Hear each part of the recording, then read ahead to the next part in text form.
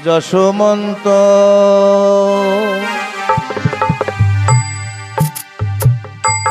সুতা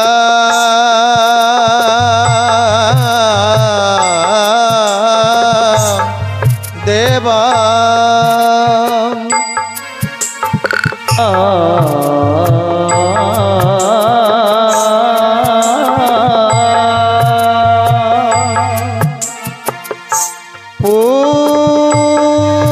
পূর্ণ ব্রহ্ম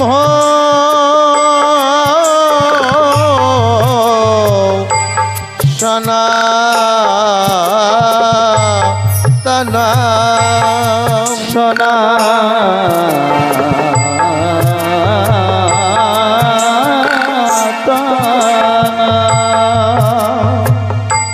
শ্রীহরি ঠাকুর বন্দে বন্দে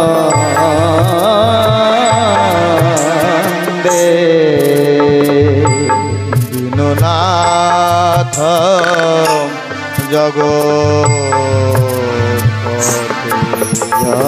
জগৎপতে শ্রী হরি নয়না আনন্দ নন্দ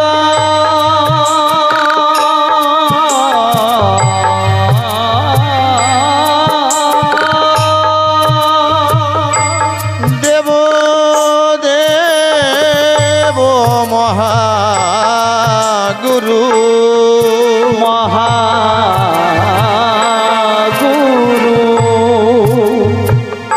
শ্রী গুরু চরণ বন্দে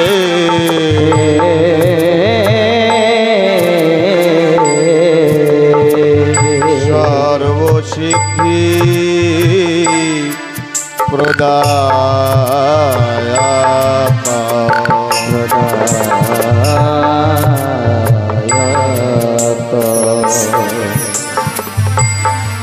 হে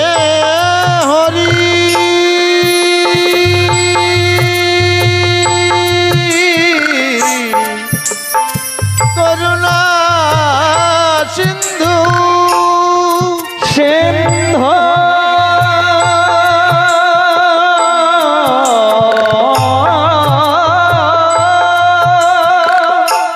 দিল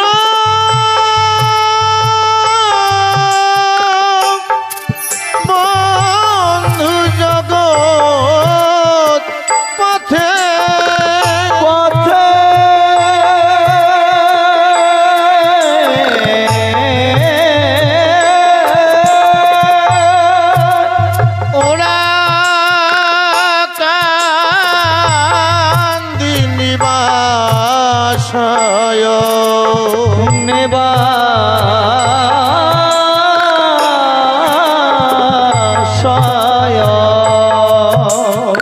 শান্তি হরি নম তুতে নম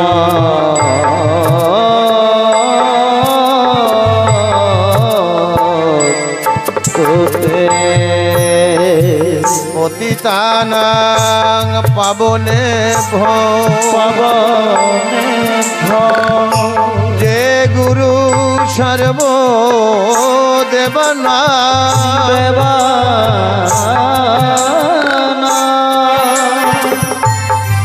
শিব শঙ্কর রুদ্রেশ গুরু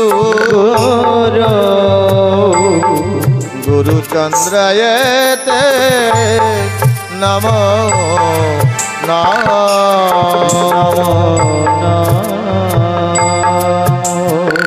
গুরু কৃপাহি কেবলম সেই মাত্র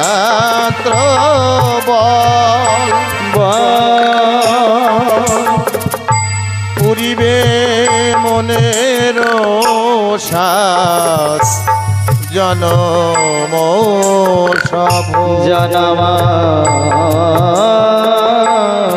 সফল জয় জয়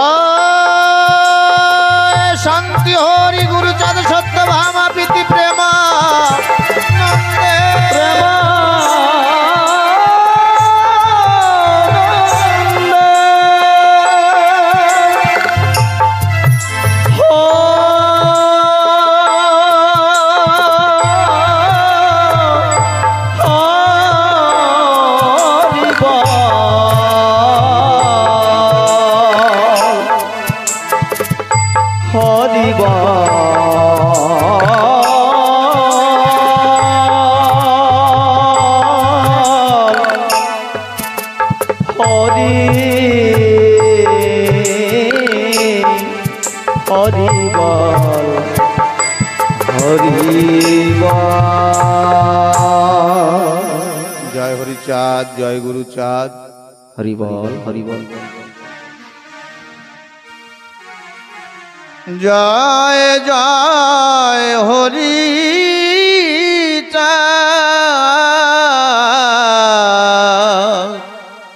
জয় কৃষ্ণ দাস,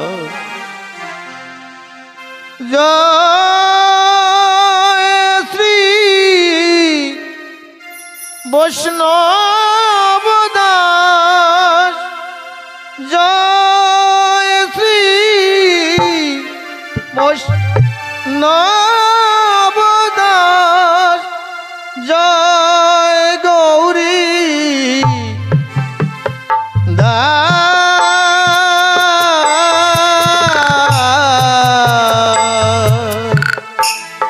জয় গৌরী দাস। জয় জয় হরি হরে জয়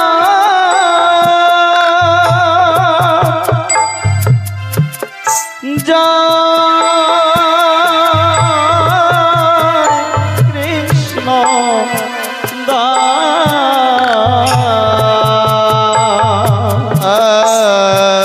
জয় শ্রী বৈষ্ণব দাস,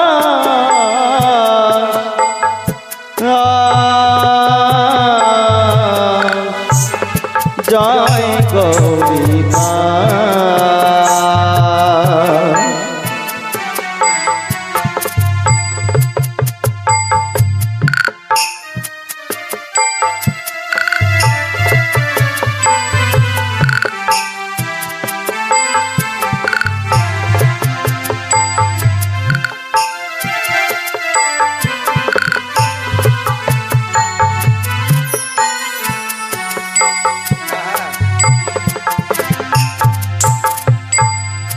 জয় শ্রী স্বরূপ দাস, পঞ্চ সহোদর। জয় শ্রী স্বরূপ দাস, পঞ্চসহ দাস, পতিত পাবন হেতু, ও পতিত পাবন হেতু, পতিত পাবন হেতু, ও পতিত পাবন হেতু, হইলা অবতার। পতিত পাবন হেতু হইলা অবতার।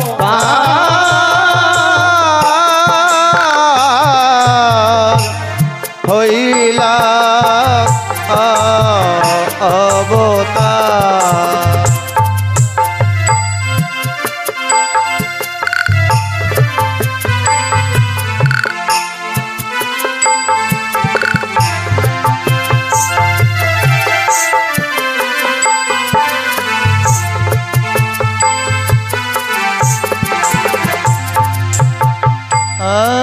জয় জয় গুরু চাঁদ, জয় হীরা জয় জয় গুরু চাঁদ, জয় হীরা জয় শ্রী গোলকচন্দ্র, জয় শ্রী লোকচন্দ্র, জয় শ্রী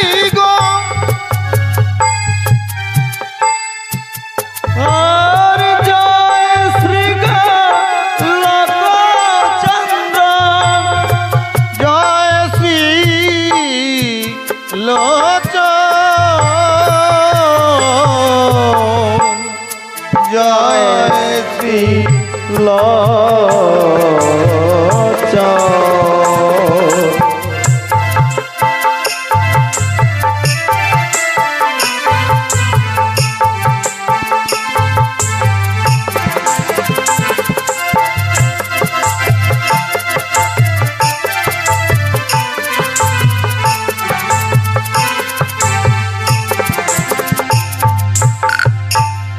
জয় জয় দশরা জয় মৃত্যুঞ্জয় জয় জয় দশরা জয় মৃত্যুঞ্জয়। জয় জয় মহানন্দ জয় জয় মহানন্দ। প্রেমানন্দ জয় জয় মহানন্দ প্রেমানন্দ। প্রেমানন্দ প্রেমানন্দ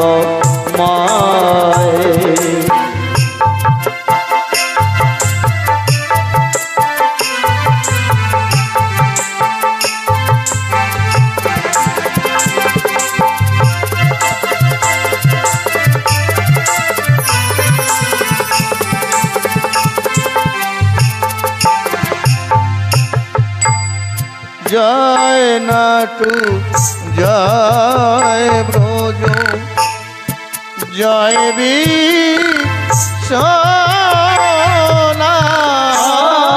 জয় নাটু জয় ব্রজ জয় বিশ্বনাথ।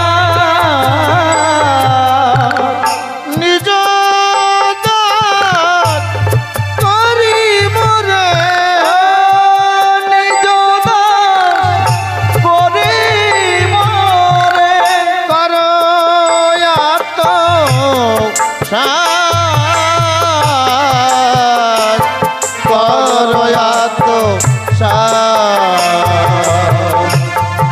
নিজ দাস করি মোরে করো আত্মসাৎ করো আত্মসাৎ। আর মাতা পিতার চরণে করিলু প্রণাম নিজ দাস করি মোরে করো আত্মসাৎ মাতা পিতার চরণে করিল প্রণাম নিজ দাস করি মরে করো আত্মসাৎ। গুরু গোসার চরণে করিলু প্রণাম নিজ দাস করি মোরে করো আত্মসাৎ সকল গুরু গোসার চরণে করিল প্রণাম নিজ দাস করি মরে করো আত্মসাৎ। সকল হরি ভক্তের চরণে করিলু প্রণাম নিজ দাস করি মোরে করো আত্মসাৎ সকল হরি ভক্তের চরণে করিল প্রণাম নিজ দাস করি মরে করো আত্মসাৎ। দয়াল করো আত্মসাৎ করো আত্মসাৎ দয়াল করো আত্মসাৎ করো আত্মসাৎ। দয়াল নিজ দাস করি মোরে করো আত্মসাৎ দয়াল নিজ দাস করি মরে করো আত্মসাৎ। দয়াল করো আত্মসাৎ দয়াল করো আত্মসাৎ দয়াল করো আত্মসাৎ দয়াল করো আত্মসাৎ করো আত্মসাৎ দয়াল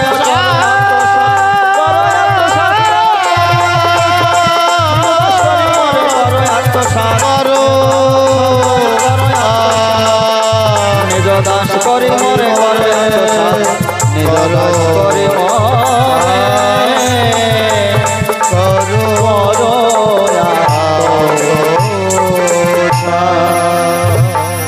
जय जय पूर्ण ब्रह्म श्री श्री हरिचाँद गुरुचाँद विद्यानंदे हरि हरि बोल मन জয় জয় দ্বাদশ পাগল আনন্দে হরি হরি বল হরি বল হরি বল হরি বল হরি বল। হরিচা চরিত্র সুধা প্রেমের ভাণ্ডার আদি অন্ত নাহি যার কলিতে প্রচার। হরিচাঁদ চরিত্র সুধা প্রেমের ভাণ্ডার আদি অন্ত নাহি যার কলিতে প্রচার। সত্য ত্রেতা দাপরের শেষ হয় কলি ধন্য কলি যুগ কহে বৈষ্ণব সকলি। তিন যুগ পরে কলি যুগ কনিষ্ঠ কনিষ্ঠ হইয়া হইল সর্বযুগ শ্রেষ্ঠ।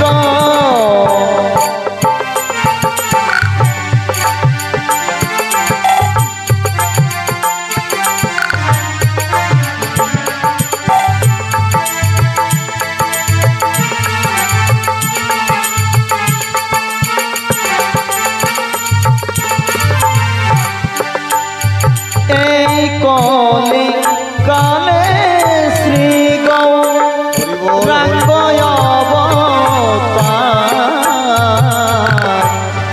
বর্তমান ক্ষেত্রে দারু ব্রহ্মরূপ যে যাহারে ভক্তি করে সে তার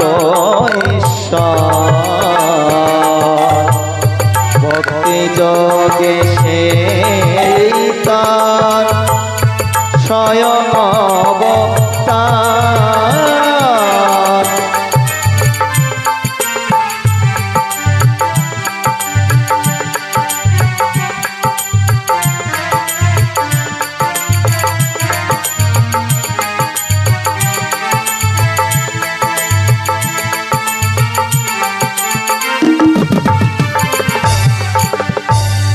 হয় গ্রীব অবতার কপিলায় অবতার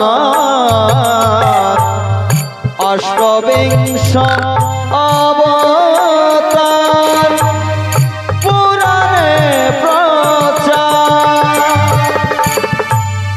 মৎস্য কুর্ম বরাহ বাম নর হরি হে গোরা রঘুরা রাম অবতারি। ঈশ্বরের অংশ কলা সব অবতার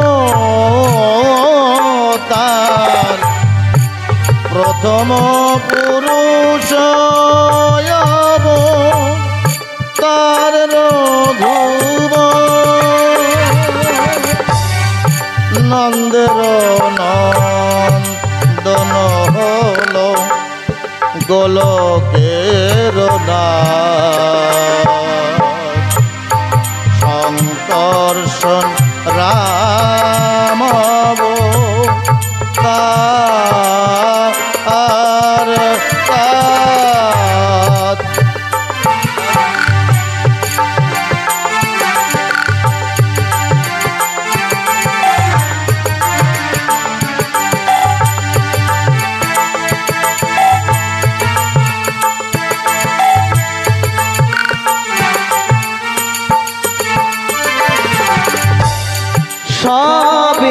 সবিশ্বরের অংশ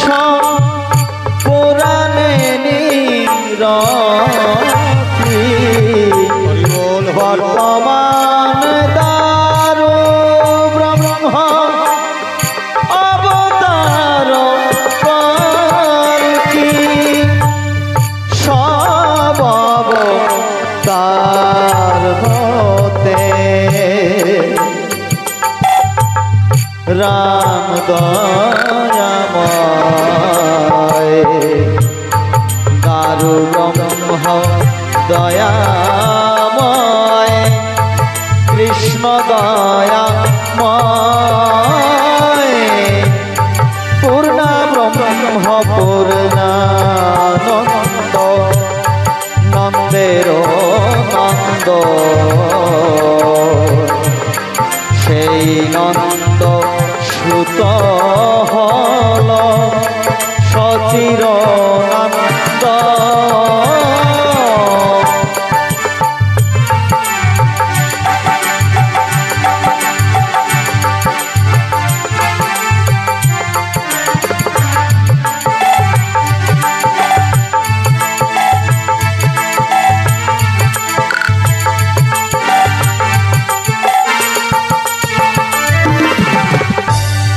যে কালে জন্মিল কৃষ্ণ পূর্ণ ব্রহ্ম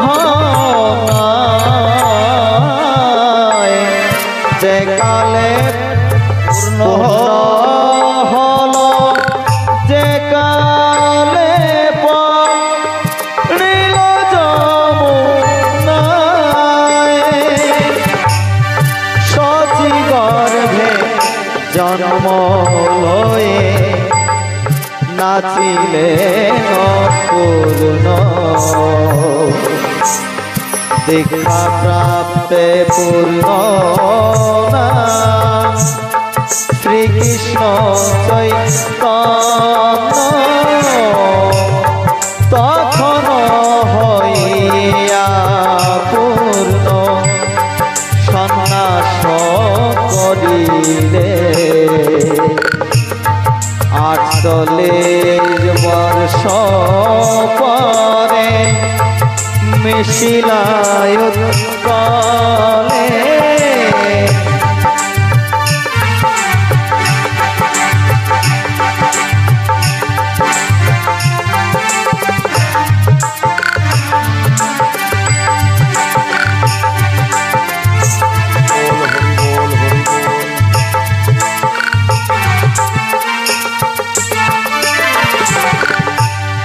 সকল হরণ করে তারে বলি হরি রাম হরি কৃষ্ণ হরি শ্রী গৌরাঙ্গ হরি প্রেম দাতা নিত্যানন্দ তার স্বামী হরে হরিকে হরায় সেই হরি ভক্ত তারে নিত্যানন্দ হরে কৃষ্ণ হরে কৃষ্ণ গৌর হরি হরি সাদ আসল হরি পূর্ণানন্দ হরি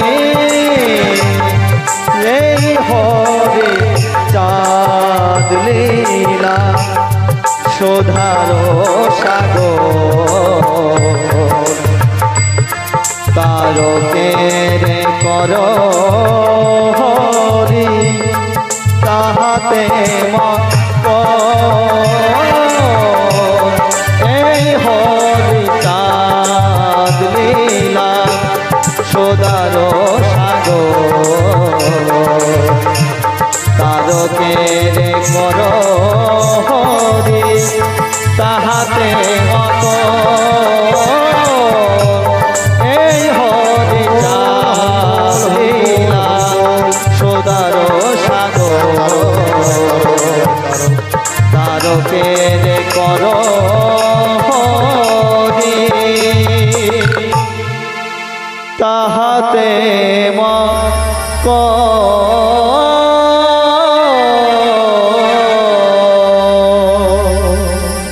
জয় হরিচাঁদ জয় গুরুচাঁদ।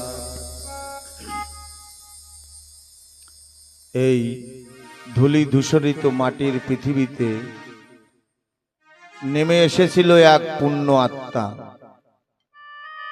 মানব জীবনের ধুলা খেলা হিসাব নিকাশ গুছিয়ে হরিচরণ প্রাপ্ত হয়েছে। সেই পুণ্য আত্মার স্মৃতি বিজড়িত ঈশ্বর ফণীভূষণ মণ্ডল, তার পুত্রদ্বয় ললিত মণ্ডল, ধ্রুব মণ্ডল ও পলাশ মণ্ডল, সুকন্যা শিউলি মণ্ডল, এই মহৎগণের বাস ভবনে গৃহ প্রাঙ্গণে এক হরিবাসর ও সাধু গুরু বৈষ্ণবের সান্নিধ্যে ঠাকুরের লীলা কথা ও ভজন কীর্তন সুধাযজ্ঞের মহতি আয়োজন। উক্ত আয়োজনে সকল গ্রামবাসী, বহিরাগত আত্মজগণ, তৎসঙ্গে কল্যাণিয়া মাতৃমণ্ডলী সবার রাতুল চরণে এই দিনাতি দিনের ভক্তিপূর্ণ প্রণাম। এই বিরহ মিলন বাসরে কিছু বলা বা সেই মহাত্মনকে শ্রদ্ধাঞ্জলি রূপে পুনঃ প্রাণ প্রতিষ্ঠা করা দৃষ্টতা মাত্র। তবুও মন মানে না, তাই শুধু এই স্মৃতি উদ্দেশ্য করি এই হরিবাসর। মন মানছে না, তাই শুধু কল্পনার তলিতে আলপনা দেওয়া মাত্র। কবির ভাষায় বলতে গেলে এ অনন্ত চরাচরে স্বর্গমর্ত ছেয়ে সবচেয়ে পুরাতন কথা, সবচেয়ে গভীর ক্রন্দন। যেতে নাহি দিব হায়, তবু যেতে দিতে হয়, তবু চলে যায়। এখানে কাউকে বেঁধে রাখা যায় না। যে একবার চলে যায় সে আর ফিরে আসে না, তাকে আর খুঁজে পাওয়া যায় না। কিন্তু তার সারা জীবনের পরশ, ভালোবাসা, ত্যাগ মনের গহনে থেকে বারে বারে কাঁদায়। বিদায় বেলায় বিরহ ব্যথায় আঁখি হয়ে ওঠে ছলছলি। যাবার বেলায় যে অপরে কাঁদায় তারেই মানুষ বলি। যার বিরহে সকলে কাঁদে, অন্তরে কষ্ট লাগে, সেই দুর্লভ মনুষ্য জনম পেয়ে সেই মানুষের কর্ম করে গেছে। কত মানুষ তো আসে আর যায়, মনে রাখে না এই ধরায়। কিন্তু কত মহাজন আছে, তারা এসে স্বীয় কর্ম করে চলে যায়। তাদের বিরহে তাদের পিছনে যারা থাকে আত্মজগণ, গ্রামবাসী, দেশবাসী সবাই তাকে স্মরণ করে কাঁদে। তাই বলছে বিদায় বেলা বিরহ ব্যথায় আঁকি হয়ে ওঠে ছলছলি। যাবার বেলায় যে অপরে কাঁদায় তারেই মানুষ বলি। যেদিন তুমি এসেছিলে ভবে, কেঁদেছিলে তুমি, হেসেছিল সবে। এমন জীবন করিতে হবে গঠন, মরণে হাসিবে তুমি, কাঁদিবে সারা ভুবন। তাই ভাবুক কবি গাইলেন, তারে আর কি পাবো ফিরে, ও যারে হারিয়েছি জীবনে। যাকে একবার হারানো হয় সেই হারানো মানুষটা আর ফিরে পাওয়া যায় না। তবু বুকে পাষাণ চাপা রেখে প্রবদ দিতে হয়। নিয়তির শৃঙ্খলে বাঁধা প্রকৃতি মরণ কারো কথা শোনে না। যথায় তথায় যখন তখন দিতে পারে সদায় হানা, মরণ কারো কথা শোনে না। যুগে যুগে মহাত্মগণ, মহাজনগণ বলেছেন জন্মিলে মরিতে হয়, অমর কে বা কোথা রয়, জন্ম নিলে মরতে হবে। তাই এই জগতের নাম মর্তভূমি। জন্মিলে মরিতে হয়, যথা ধর্ম তথা জয়। দেহলীন হয়ে যায়, কীর্তি অমরত্ব পায়।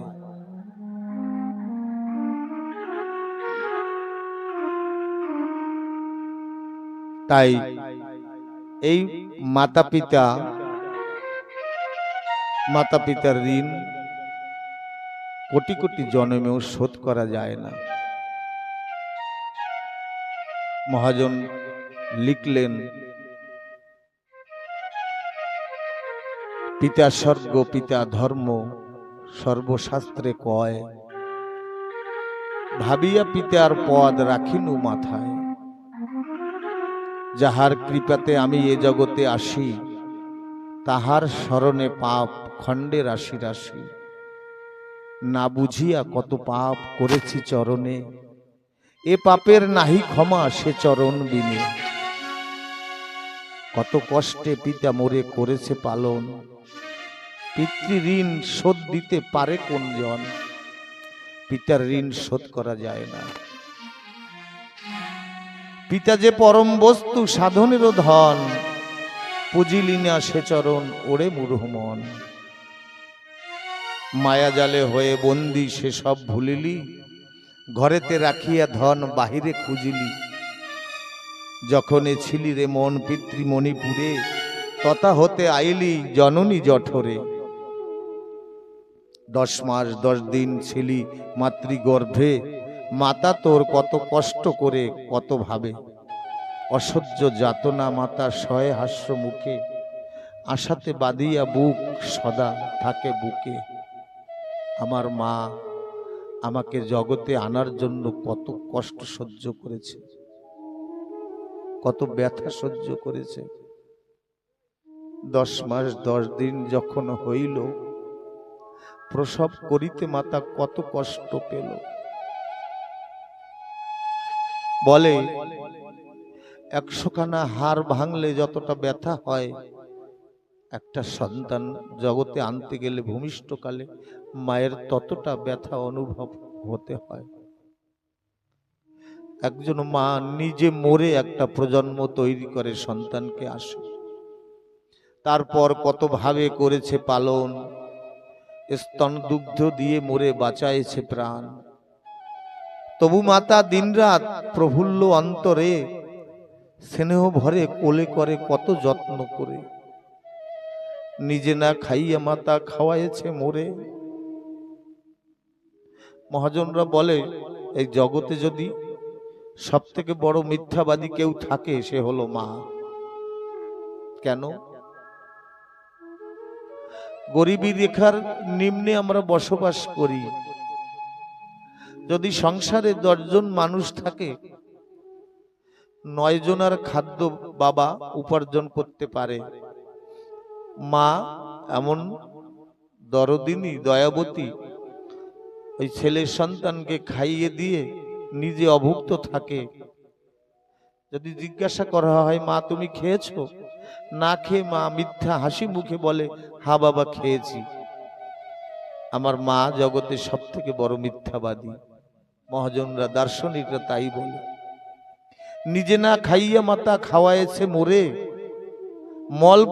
মলমূত্র ধোয়াইছে ঘৃণা নাহি করে। এত কষ্ট করে মাতা তবু হাসি মুখ, পুত্রের বদনে হেরি পাশরিল দুঃখ। মা শব্দের তুল্য দিতে আর কিছু নাই, ওই চরণে গয়া গঙ্গা সব কিছু পাই। এহেন মায়ের পদ ভাবিয়া অন্তরে, লিখিলাম এই পুঁথি মা বাবার তরে। মাতা পিতার শ্রীচরণ করিলাম স্তুতি, এ পাপ দেহে যেন মোর জাগায় ভকতি। সাধুগুরু বৈষ্ণবের চরণে বিনীত নিবেদন, আমি আপনাদেরই ঘরের সন্তান। জ্ঞান ভক্তি প্রেম আমার মধ্যে নাই। ভুল ত্রুটি মানুষেরই হয়। সকলে নিজ সন্তান মনে করে ক্ষমা করবেন। সাধুগুরু বৈষ্ণবের কাছে কিভাবে ক্ষমা চাইতে হয় তাও আমি জানি না, তবে এই আশা বুকে নিয়ে এসেছি। আমার তো কিছু দেওয়ার মতো নাই। অশ্বিনীকর্তার গানের পদে আছেন, আমি তোমার ধন তোমায় দিয়ে বসে আছি তোমার আশায়। আমার নিজস্ব কিছু নাই, সম্বল শুধু আপনাদের আশীর্বাদ। এক গোবর পোকা নিত্য ওই গোবরের মধ্যে তার জীবন যাপন করে। অকস্মাৎ ওই গোবরের গন্তব্য স্থান থেকে কিছু ভ্রমর, যারা সুন্দর ফুলে ফুলে মধু আহরণ করে, ওই ভ্রমরগণ উড়তে উড়তে পদ্মবনে যাচ্ছে। ওই ভ্রমরগণ কি যেন অকস্মাৎ মনে ভেবে গোবর পোকাকে ডেকে বলছে, ওগো তুমি জীবনভর ওই বিষ্ঠার মধ্যে কি মধু পান করো, আমাদের সঙ্গে এসো। গোবর পোকা বলছে, তোমাদের সঙ্গে কোথায় যাব, আমার তো এই গোবর বিষ্ঠার মধ্যেই আমার এই সারা জগৎ। বলে না, এর বাইরেও একটা জগৎ আছে। ওই ভ্রমর পোকা, ভ্রমরাগণ ওই গোবর পোকাকে নিয়ে পদ্মবনে গিয়ে সুন্দর একটা পদ্মের পরে ওই গোবর পোকাকে বসিয়ে দিয়েছে। ওই পদ্মের মধু আহরণ করে গোবর পোকা মনে মনে ভাবছে, আমার জীবনেও তো আমি এই সুখ পেতাম না যদি এই ভ্রমরের দল আমাকে কৃপা না করত। এমনি করতে করতে ওই মধু পান করতে করতে সূর্যমণি অস্তে ডুবতে বসেছে। পদ্ম ডেকে ডেকে বলছে, ওরে গোবর পোকা, দিনমণি অস্ত যখন যাবে, আমার পাঙ্খুরিগুলো, আমার এই পালকগুলো বন্ধ হয়ে যাবে, আর সারা রাত্র তুই যদি আমার এই পালকের বন্দি পালকের মধ্যে থাকিস, তাহলে তুই তো সকালবেলায় মৃত্যুবরণ করবি। গোবর পোকা এহেন মধু জীবনে তো পায়নি, তাই বলছে মৃত্যু আমি স্বীকার করব, এমন মৃত্যু ও ভাগ্য। এই বলতে বলতে সূর্য যখন ডুবে গেল, ওই পদ্মের পাপড়িটা বন্ধ হয়ে গেল। পূর্বে যখন উষা লগনে সূর্য আকাশে উদিত হলো, ঠিক ওই সময় একজন পূজারী এসে ওই বন্ধ করা গোবর পোকা বন্দী হওয়া ওই পদ্মটা তুলে নিয়ে আমার হরিচাঁদের চরণ সাজিয়েছে। সূর্যের কিরণ পেয়ে যখন ওই পদ্মের পাপড়িটা মেলেছে, তখন ওই গোবর পোকা দেখে হরির চরণে। গোবর পোকা মনে মনে ভাবছে, আমি জীবনে এমন কি পুণ্য করেছি হে হরি, আমি তোমার চরণ পেয়েছি বিনা সাধনে। আমিও তদ্রূপ গোবর পোকার মতন আপনারা সেই মধু সঞ্চয় করা, সাধু সঙ্গ করা, আপনারা সেই সাধুগুরু বৈষ্ণব, আপনারা যদি কৃপা করেন তাহলে হয়তো আমার এই পাপ মুখ থেকে ঠাকুরের দুটো কথা, হরি কথা, কৃষ্ণ কথা, গৌর কথা হতে পারে। সাধুগুরু বৈষ্ণবের কাছে শুনেছি, আগ ব্যাকা হতে পারে কিন্তু রসটা কখনো ব্যাকা নয়। আমার মুখ পাপ মুখ হতে পারে কিন্তু ঠাকুরের কথা কিন্তু পাপ নয়, পুণ্য। তাই সকল সাধুগুরুর চরণে আমার বিনীত নিবেদন, আপনারা আশীর্বাদ করবেন, আমি গোবর পোকা হয়ে যেন সাধুগুরু বৈষ্ণবের চরণ সান্নিধ্য পাই, হরিকথা দুটো বলতে পারি। এই মিনতি চরণে রেখে অগ্রসর হব। প্রথমত মাতা পিতার উদ্দেশ্যে যে সভা হয়, তার থেকে বড় সভা আর কিছু নয়। মাতা পিতার সভা জগতে, আমরা এই সনাতন ধর্ম অবলম্বী, সনাতন ধর্মের মূল ভিত হলো বেদ উপনিষদ। বেদে অন্য কোনো ভগবানের কথা লেখা নাই, এই তিনজন ভগবানের কথা লেখা আছে। তিনজন ভগবান, প্রথম ভগবান হলো মাতৃদেব ভব, দ্বিতীয় ভগবান হলো পিতৃদেব ভব, আর তৃতীয় ভগবান হলো গুরুদেব ভব। তাহলে এই মাতা পিতা জগতের সেরা, ভগবানও মাতা পিতাকে শ্রদ্ধা করেছে। তাই মাতা পিতার স্মৃতি উদ্দেশ্যে যে সকল আনুষ্ঠানিক সাধুসঙ্গ, লীলামৃত কথা, ভাগবত কথা হয়, সেখানে আর অন্য কোনো আলোচনা চলে না, বা বললেও মনের অন্তঃস্থলে পৌঁছায় না।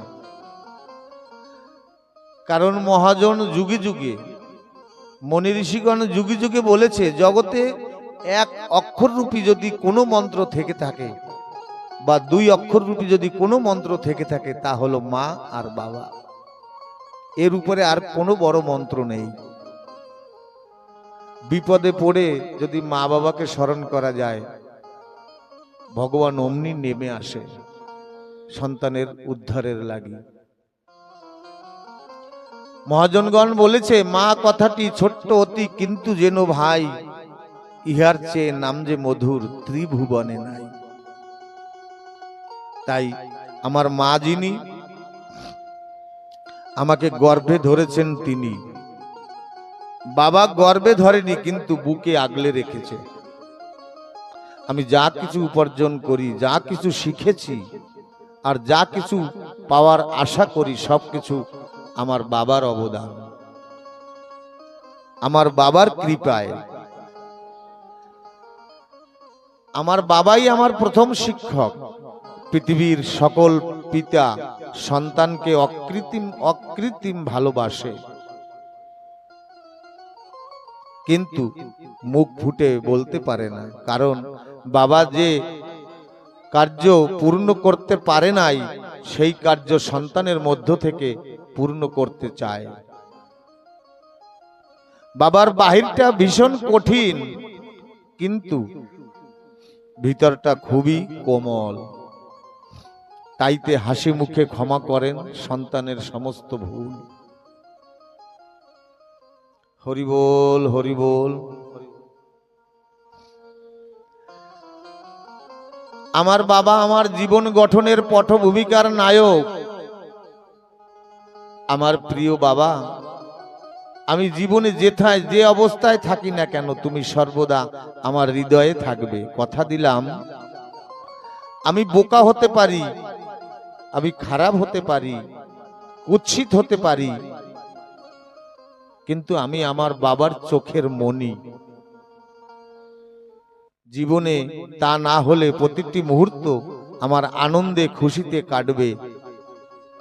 আমরা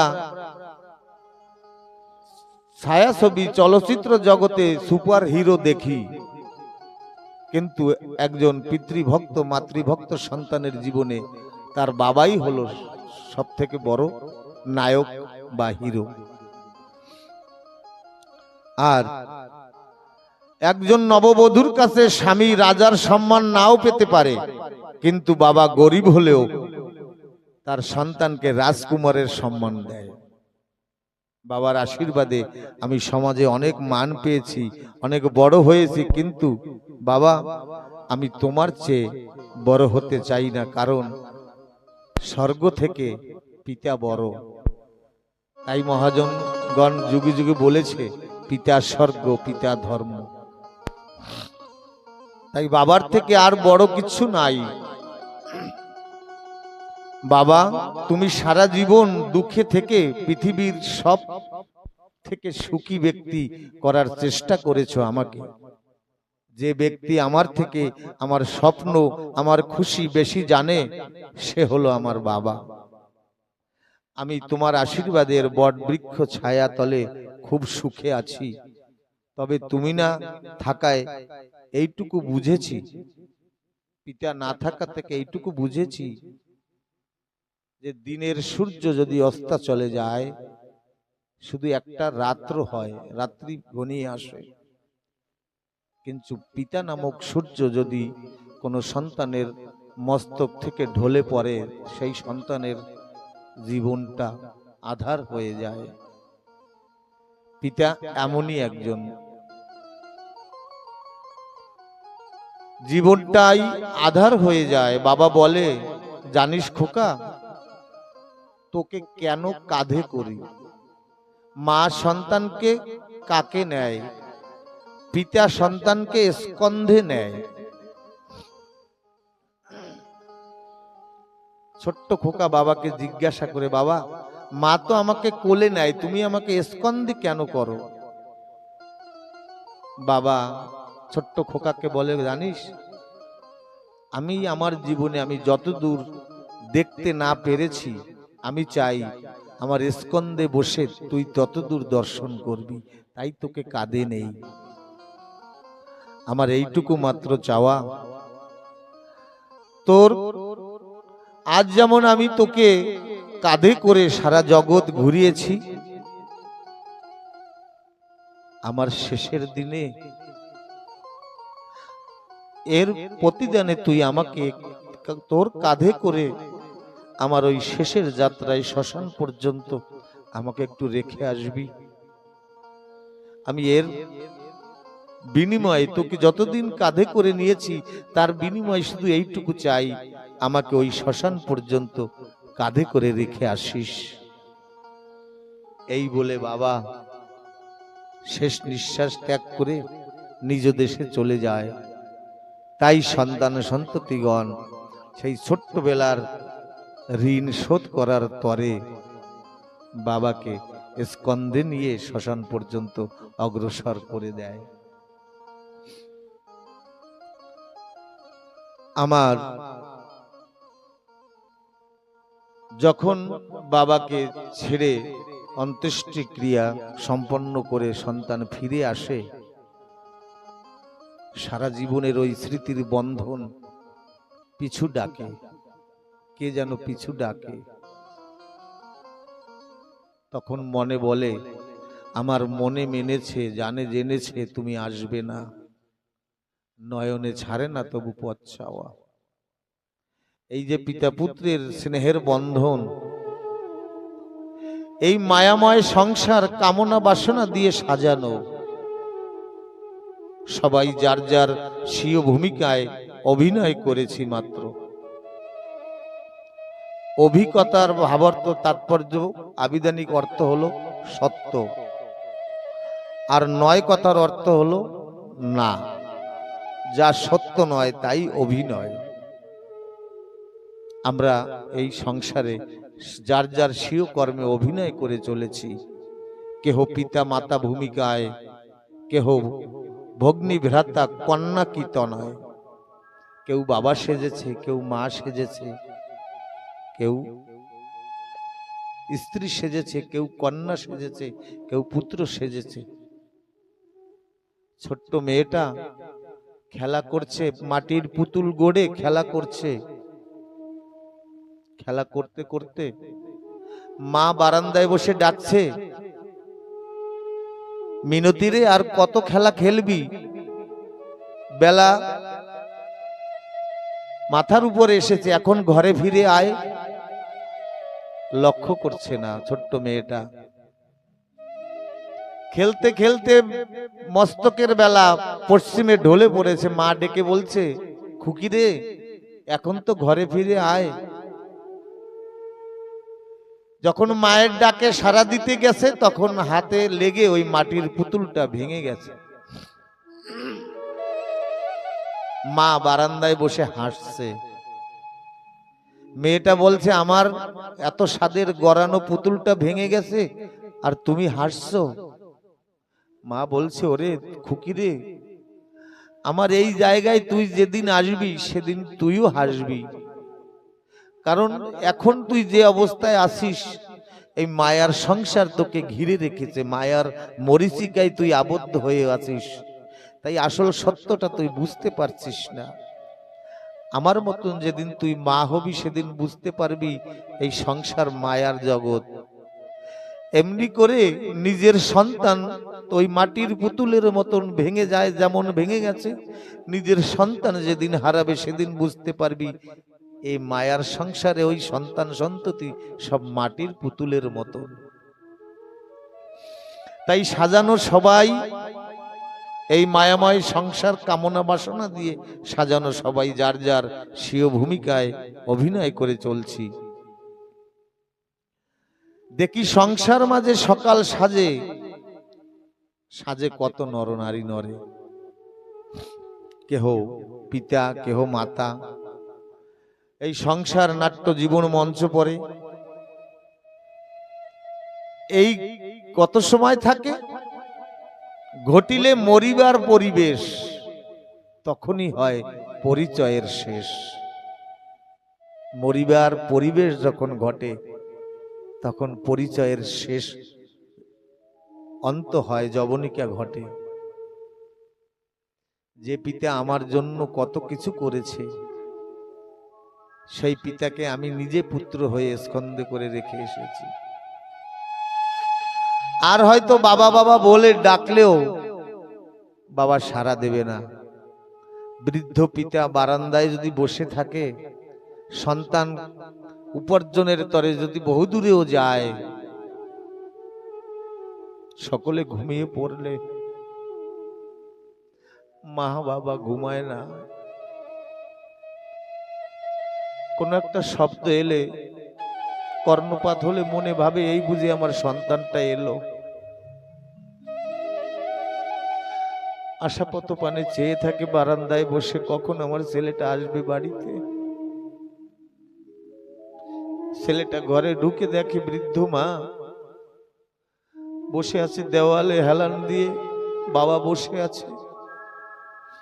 বলছে, মা বাবা এখনো ঘুমাওনি তোমরা? বাবা বলে, তুই বুঝবি না খোকা, যেদিন আমাদের মতন হবি সেদিন বুঝবি পুত্র হওয়া, পিতা হওয়া, মাতা হওয়া কি স্বাদ আর কি যন্ত্রণা। কারণ এ বুঝানো যায় না। এই সম্পর্ক মরিবার পরিবেশ হলে তখন ছিন্ন হয়ে যায়। সারা জীবন যার তরে কত কষ্ট করে চাঁদ ধরব বলে আকাশে উঠেছিলাম, যাকে সুখী রাখার তরে কত কষ্ট করেছি, মাঘের রাতে কঠিন শীতে ঝরাইছি ঘাম, এ সংসারে কেউ দিল না সেই খাটুনির দাম। যার জন্য তিলে তিলে জীবন নষ্ট করেছি, সেই প্রেয়সী, সেই প্রণয়নী আমি আজ শেষ নিঃশ্বাস ত্যাগ করব, সে আমাকে গোবর ছড়া দিয়ে বাড়ির বাহির করে দিবে। যে সন্তানের জন্য নিজে না খেয়ে, নিজে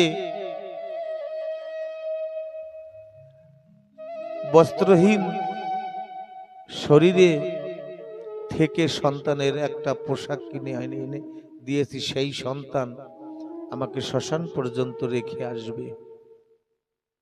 এই হলো সংসার। এ সংসারের অর্থ সম্বল, জীবনের সংগ্রহ সকল সকল পড়ে রইবে এই মহিতল, কিচ্ছু নিয়ে যেতে পারবো না। কোন একজন মাতৃসাধক একটা কলম দিয়েছে, এই পৃথিবীর কেহ ভালো তো বাসে না, এ পৃথিবী ভালোবাসিতে জানে না। যেথায় আছে শুধু ভালোবাসাবাসী, সেথা মন যেতে চায় মা। আমার স্বাদ না মিটিল, আশা না ফুরালো, সকলই ফুরায়ে যায় মা। আমরা যাকে ভালোবাসা বলি, সেই ভালোবাসাকে রবীন্দ্রনাথ ঠাকুর বললেন, এ ভালোবাসা নয়, এ ভাঙা বাসা। তবুও এই ভাঙা বাসার মধ্যে আমার দয়াল হরিচাঁদ একটা ছোট্ট ভালোবাসার ময়নার প্রাণ প্রতিষ্ঠা করেছিলেন। এই গার্হস্থ্য ধর্মের মধ্যে একটা ধর্মকে এনে তাকে তাতে প্রাণ প্রতিষ্ঠা করে সাজিয়েছিলেন। সেই ধর্মটা হলো, সেই ময়না দুটো, সাজানো দুটো ময়না হলো মাতা আর পিতা। এই মাতা পিতা গাছের গোড়া, হরি গাছের ফল।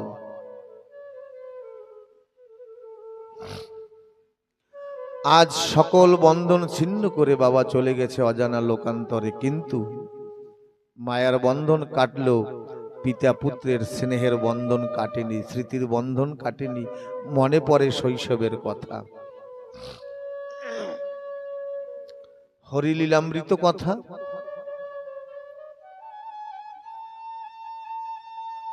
এই পুণ্যময় গাথা এই অবসরে, এই শ্রীমন্দির আঙ্গনে, গৃহ প্রাঙ্গণে একান্ত বলা উচিত। কারণ সারা জীবনে মহাজনগণ বলে, পিতার মন বুঝে কর্ম করে উত্তম সন্তান কইতারে। পিতার মন আদেশ অনুসারে কর্ম করে মধ্যম সন্তান বলে তারে, আর পিতার আদেশ অমান্য করে অধম সন্তান বলে তারে। তাই পিতার উত্তম সন্তান জানারা তানারা এই কর্ম করে। বাবার সংসারের কর্মের মাধ্যমে কর্মের মধ্যে থেকে অবসর পায়নি যে মনপ্রাণ খুলে একটু সাধু সঙ্গ, একটু হরি কথা, একটু কৃষ্ণ কথা শ্রবণ করবে। কারণ সংসারের কর্তব্য, অবশ্য কর্তব্য, এই দুটো কর্তব্যের বন্ধনে পিতা শৃঙ্খলিত ছিল, বাধা ছিল। তাই সন্তান সেই মনের বাসনা পূর্ণের তরে সকল সাধুগুরু বৈষ্ণবগণকে ডেকেছে এই লীলামৃতের আসরে। এখানে ঠাকুরের লীলা কথা, ভক্ত চরিত্র কথা শ্রবণ ও কথন পঠনের মধ্যে থেকে সেই পুণ্য আত্মার সেই সারা জীবনের অসম্পূর্ণ মনের তৃষ্ণা নিবারণ হয়। তাই এই লীলামৃত কথার শুদ্ধ আয়োজন করেছে গৃহকর্তাগণ।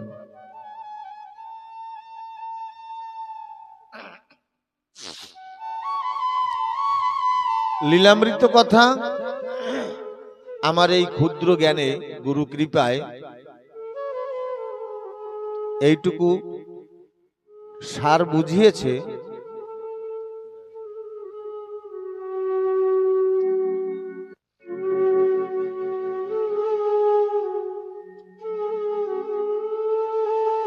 হরিচাঁদ ঠাকুরের যে দর্শন, শ্রী শ্রী হরি লীলামৃত, বড় বড় পিএইচডি দার্শনিকগণ, সাধুগুরু বৈষ্ণবগণ সকলে অধ্যয়ন করেছেন। আমি সে অপেক্ষায় চরণের ধূলি সম আপনাদের। তবু আমার মনে গোপন গহনে একটা কথা উকি মারে, তাই আপনাদের সেইটা শুধু শ্রবণ করানোর দৃষ্টতা মাত্র, চেষ্টা মাত্র। লীলামৃত যতবার অধ্যয়ন করা হোক না কেন বা করা যায়, ততবার নতুন নতুন একটা তথ্য, একটা বিষয় ফুটে ওঠে।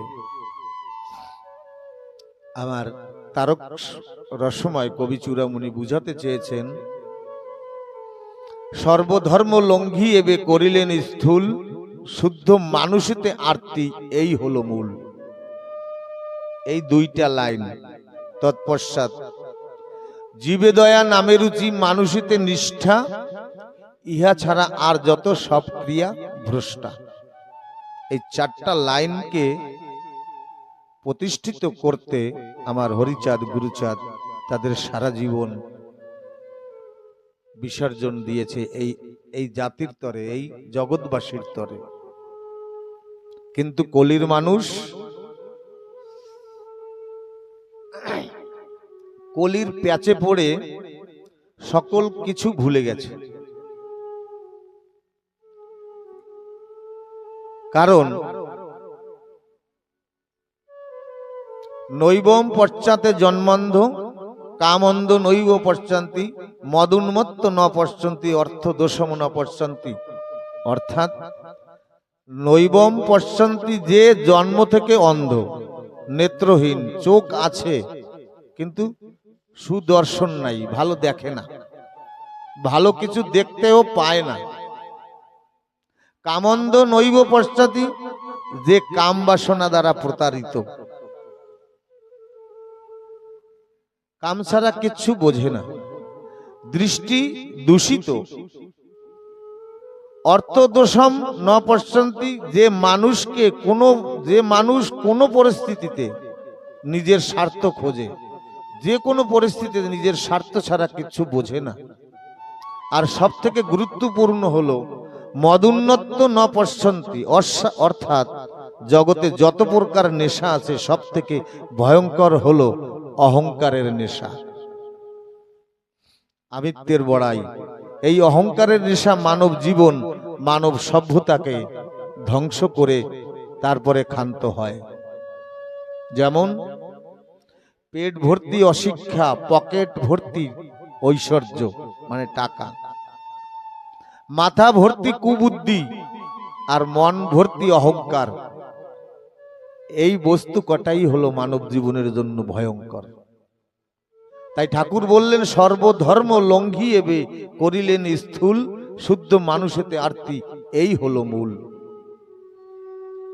যার মানুষ ভালোবাসার নেশা একবার লেগেছে, মানুষকে শ্রদ্ধা করার অভ্যাস যার একবার জন্মেছে, সেই তো আমার প্রেমে মেতে আমার হরিচাঁদ গুরুচাঁদকে জেনেছে। এবার সেই প্রেমে মাতা মহাজন কারে কয়? সে হলো কবি চূড়ামণি তারক রসময়। তারই কথা শ্রবণ করিব আমরা এ সময়।